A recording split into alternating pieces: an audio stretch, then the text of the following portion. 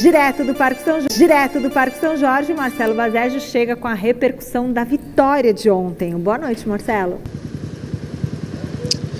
Boa noite, Michele. Sabe aquela história de que time que tá ganhando não se mexe? Pois é, no Corinthians isso tem se tornado uma regra com o técnico Fernando Diniz, que repetiu a escalação em seus 3 primeiros jogos à frente da equipe. Isso não acontecia desde 2021, quando Silvinho era o técnico do Corinthians. Mas essa repetição da escalação não poderá acontecer no jogo de sábado pela 4ª vez, porque André e Mateuzinho foram expulsos contra o Palmeiras e terão de cumprir suspensão. E o técnico Fernando Diniz comentou sobre esse tema.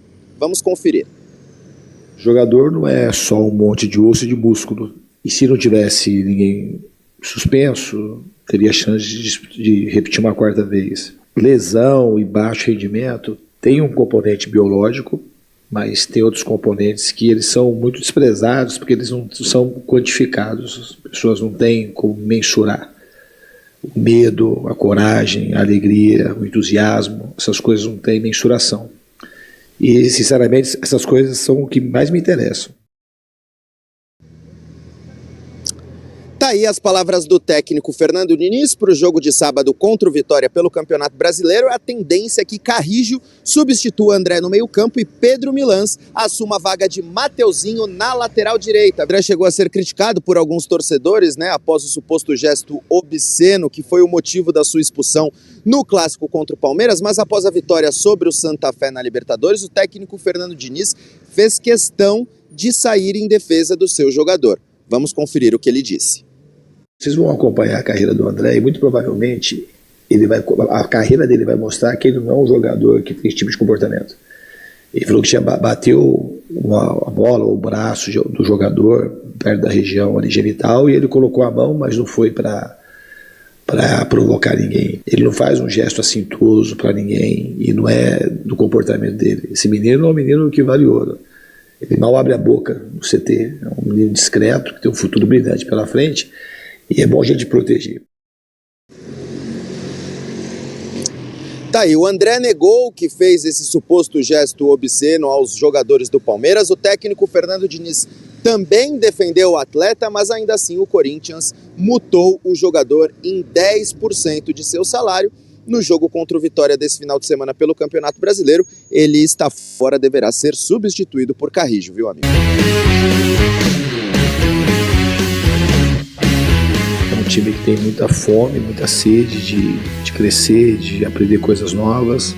Apesar de serem apenas 3 jogos, Fernando Diniz segue invicto no comando do Corinthians. A gente assusta porque no campo ali, nos trabalhos diariamente, no dia a dia, dentro de campo já é mais pilhado, então realmente ele se transforma quando está em campo. Desde o primeiro dia ele falou que não vai cobrar questão da gente ter errado um passe, ter errado um drible, nada disso.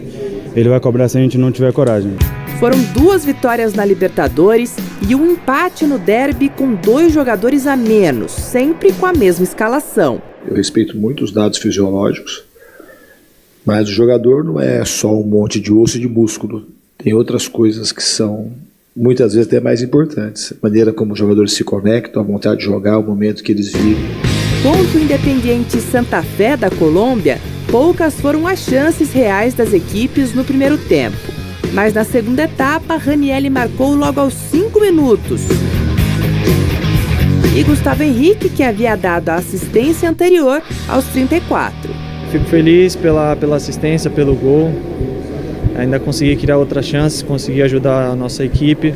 Esse é o meu intuito. O Corinthians voltou a vencer aqui na Neoquímica Arena após 2 meses, algo que parece difícil, mas é verdade. E isso aconteceu justamente por conta de um ponto que se repete nessas 3 partidas sob o comando de Fernando Diniz: baliza 0. A gente tem feito bem, não só a linha defensiva, mas todo o time tem passado da linha da bola, tem defendido bem. Eu acho que isso é importante e o resultado tem vindo dentro de campo. Existe um comprometimento muito grande dos 11 jogadores em defender. Com a vitória por 2-0, o Corinthians é o líder do Grupo E, com 100% de aproveitamento em 2 rodadas. Eu espero que ele continue cobrando a gente para que a gente possa ter mais e mais coragem para jogar e que esse tipo de jogo dê certo. A minha cara é isso que o Corinthians está mostrando. A cara principal de mim em todos os meus trabalhos é um time que tem entrega absoluta pelas coisas, pela vontade de vencer, um time que vai se encorajando para jogar. Exatamente isso, um time que vai se encorajando a jogar depois de 2 meses sem vencer na Neoquímica Arena. O Corinthians, eu falei aqui, hein? Falei aqui ontem, 2-0 Corinthians fora o show e ganhou. Então, boa noite, Michele, Alex, mais uma vez. Boa noite você em casa. E assim, são apenas 3 jogos, Alex. Apenas 3 jogos. Tá indo bem, né? Mas o Diniz já conquistou coisas importantes desses 3 jogos. Opa! Primeiro aspecto, reconectou o time e a torcida. Há um clima de romance. O torcedor corintiano, ele é assim. O torcedor corintiano está se apaixonando pelo Diniz. Há uma conexão. Uma química. Química, né? Isso, é. No discurso, nas palavras que a gente sente que são palavras assim que estão caindo muito bem nos ouvidos dos torcedores corintianos. O time já, com a torcida, já se reconectou. Outro ponto importante, Gustavo Henrique, que é um bom jogador, sendo peça importante, a entrega do time e o ponto mais importante, na minha opinião, Rodrigo Garro.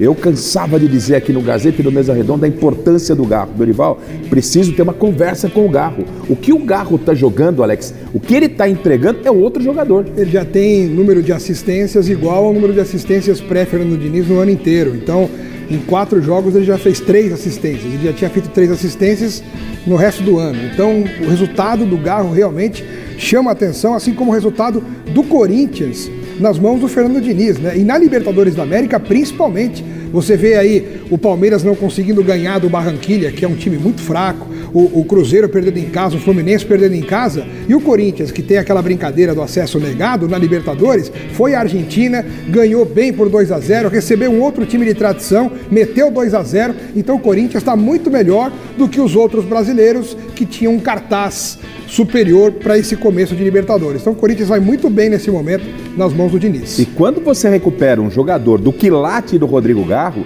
é um acerto muito grande. Outro time. Porque o jogo passa pelos pés do Garro. Ele é a cabeça pensante Ainda do mais time. Que não tem o Memphis, né? Não é isso? Antes a gente não Ou seja, tinha o Memphis você tem também. uma figura em quem se apoiar. E essa figura era o até então desacreditado Rodrigo Garro. Isso é mérito do Fernando Diniz. E a palavra-chave qual que é? Confiança. Com tudo isso, a confiança volta para aqueles que estavam titubeantes assim no time do Corinthians, não conseguiam render, e agora todo mundo percebe que pode render mais. E com isso, o torcedor vai ver o time jogar melhor e ganhar mais jogos. E a Marina destacou algo importante nesse Corinthians. O Corinthians baliza 0 em 3 jogos. Baliza 0. São 3 jogos sem sofrer gols.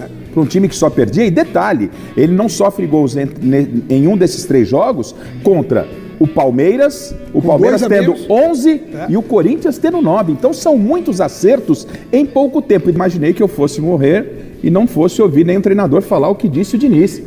Né? Eu e o Alex aqui um pouco, uma geração mais... Quem te vê, viu, Garro?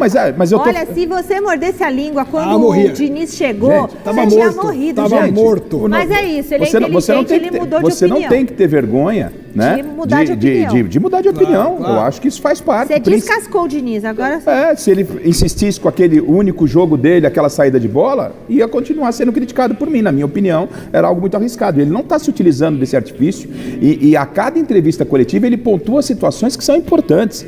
A gente viu, acho que o último técnico que eu vi não falar de controle de carga, de preservar jogadores, foi o Jorge Jesus no Flamengo, quando recentemente ele estava lá no Flamengo. 7 anos atrás. Bom, não é tão recente assim, né? Ele disse assim, mas os jogadores jogarem de quarta e domingo, querem folga? Ué, joga na quarta, descansa na quinta, entre aspas, descansa na sexta e no sábado e joga no domingo. E hoje o que a gente vê, jogadores jogam uma partida, todo treinador reclamando. É do Abel a todo o repertório de técnicos do futebol brasileiro. E o Diniz é a exceção. Ontem não parecia que esse time do Corinthians vinha de 2 partidas com a mesma formação e contra o Palmeiras, 9-11. O que o Corinthians correu ontem, Alex, e o Diniz disse que poderia repetir aqui pela 4ª vez. E outra, ele não vai repetir só 2 jogadores porque foram expulsos, mas os outros 9 deverão estar em campo. Ou seja, esses 9 jogadores deverão estar em campo pela 4ª vez nas mãos do Fernando Diniz. Se isso tem um limite, se essa sobrecarga pode apitar em algum momento, isso aí a gente não sabe, né? A gente vai saber com o passar dos jogos. Mas neste momento o Diniz, imagino que esteja também recorrendo à biologia, à fisiologia, para escalar o time. E se ele percebe que tem um limite para poder repetir a escalação, ele vai repetir, porque, como ele disse, não é só osso, não é só músculo, é um monte de coisa junto, né? Taticamente, vocês notaram diferença entre o jogo apresentado pelo Diniz, taticamente, e do que o Dorival Júnior fazia? Tem mudança? Sim, Michele, principalmente pela entrega dos jogadores que causa essa estranheza, né? O Rodrigo Garro parecia que era um jogador até então de vidro. Mas aí será que não foi a torcida que conversou Michele, calmamente? Michele, a questão não é isso, a questão e o Diniz, ele foi muito claro, ele respeita a fisiologia, mas não mede a escalação só por isso. E a repetição só por isso. Né? Existem outros fatores, então me anima demais, e o Corinthians pode, nesse quesito, que fique bem claro, servir de exemplo a tantos outros treinadores que reclamam, eu vou jogar na quarta e jogo no domingo. O jogador não pode jogar. Isso aí vai ao encontro do que os nossos comentaristas e ex-jogadores, o Paulo Sérgio Miller, vivem falando, né? O jogador, o que mais ele gosta de fazer é jogar. E na época deles, se jogava também de quarta e domingo, e eles não ficavam reclamando, puxa vida, vou jogar domingo depois de ter jogado quarta. É o normal de qualquer jogador de futebol em qualquer lugar do mundo. Então, assim, o Diniz está meio que indo na contramão de uma coisa que para muita gente é clara, né? Fiel, sem vencer aí há quase 2 meses no Brasileirão, vamos ver mais ou menos aqui como o Corinthians chega para esse jogo contra o Vitória, né? Ele visita o Vitória e tenta iniciar essa remontada aí no Brasileirão, essa nova era no Brasileirão agora com o Diniz. Diniz tem novos desfalques e dessa vez vai ter que mexer no time. Breno Bidon aí na foto. E meio ao bom início de campanha aí na fase de grupos da Libertadores, o Timão busca essa recuperação no Brasileiro. Sábado, dia 18, o Timão cruza o caminho aí contra o Vitória lá no Barradão, em Salvador, a partir das 8 horas da noite. Sabadão agora, 12ª rodada do Brasileiro. O Coringão não sabe o que é vencer no Brasileirão há quase 2 meses, Fiel, e hoje está na primeira posição fora da zona de rebaixamento. O Fernando Diniz vai ter que lidar aí com 2 novos desfalques diante do Leão. Aí Mateuzinho e André, expulsos no derby do último final de semana, vão pegar suspensão automática e estão fora. Além disso, tem João Pedro Tchoca, Angileri, Charles, Memphis Depay, Guinegão e Hugo ainda no departamento médico. Permanecem indisponíveis. Em contrapartida, o André Ramalho aí volta a ser opção. Provável escalação do Coringão aí, então vai ter Hugo Souza, o Milans ganhando oportunidade na lateral direita. Pedro Milans aí vai atuar nessa partida como titular. Gabriel Paulista voltando a desempenhar um bom futebol nas últimas partidas. Gustavo Henrique, Bidu, Ranielli. No lugar do André vai entrar outro André, mas dessa vez o Carrídio, camisa 19, pode receber uma chance entre os titulares do Coringão. Fez um jogo seguro diante do Santa Fé nos poucos minutos ali, 10, 15 minutos que ele atuou.